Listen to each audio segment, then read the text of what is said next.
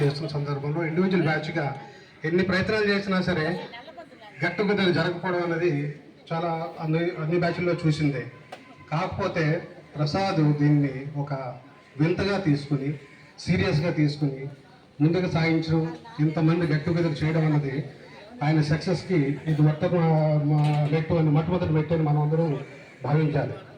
కాబట్టి మనందరి తరఫున నేను మీ అందరికీ చెప్తుంది ఏంటంటే, ప్రసాద్ గారికి అన్ని విధాల సహకారాలు అందించి మనం అన్ని విధాలా కూడా ఈ కార్యక్రమాన్ని అత్యంత గొప్పగా జరిగించాలని చెప్పేసి మనందరం కోరుకోవాలి. ఇంకొక నా అడ్వైజ్ ఏంటంటే, ప్రసాద్ గారు ఇక్కడ ఉన్న సభ్యులందరూ చెప్పిన ప్రకారంగా అడ్మిన్ నుంచి 2-3 వచ్చి ఈ కార్యక్రమంలో పాల్గొని ఆ పర్టికులర్ బ్యాచ్కి లీడ్ తీసుకుని ముందుకు రావాలని చెప్పారు. Absolutely that is right.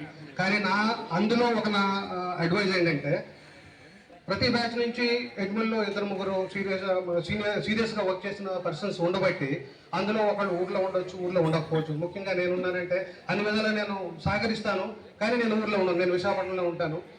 ముఖ్యంగా ప్రతి బ్యాచ్కి నా రిక్వెస్ట్ ఏంటంటే, మీ బ్యాచ్లో ఒకరు లేదా ఇద్దరిని లోకల్గా ఉన్న వాళ్ళని తీసుకుంటే ఇక్కడ కార్యక్రమాలకి అన్ని విధాలుగా సహకరించుకోవడానికి ఉపయోగపడుతుందని నా అభిప్రాయం ఇది. సో దీన్ని ప్రతి ఒక్క బ్యాచ్ కూడా గమనించి లోకల్గా పెట్టుకుని 2 వ్యక్తులు పెట్టుకుని ఎప్పుడైనా సరే బయట వాళ్ళు 3వ వ్యక్తి 2 వ్యక్తులు బయట వాళ్ళు ఉన్నా సరే ఎప్పుడు కమ్మంటే అప్పుడు వస్తాం. పెద్ద దూరం కాదు, హైదరాబాద్ అయినా వైజాగ్ అయినా సరే ఎక్కడి నుంచి అయినా సరే ఈ కార్యక్రమాన్ని మనం సక్సెస్ చేయాలని నేను కోరుకుంటున్నాను. థ్యాంక్ యూ వెరీ మచ్ ఈ అవకాశం వచ్చింది. థ్యాంక్ యూ నాన్న. సార్ చెప్పినట్టు నేను ముందు చెప్పాను, వేరగట్టం వాళ్ళైతేనే ఎక్కువ మంది ఉంటే సహాయక సహకారం అందరికీ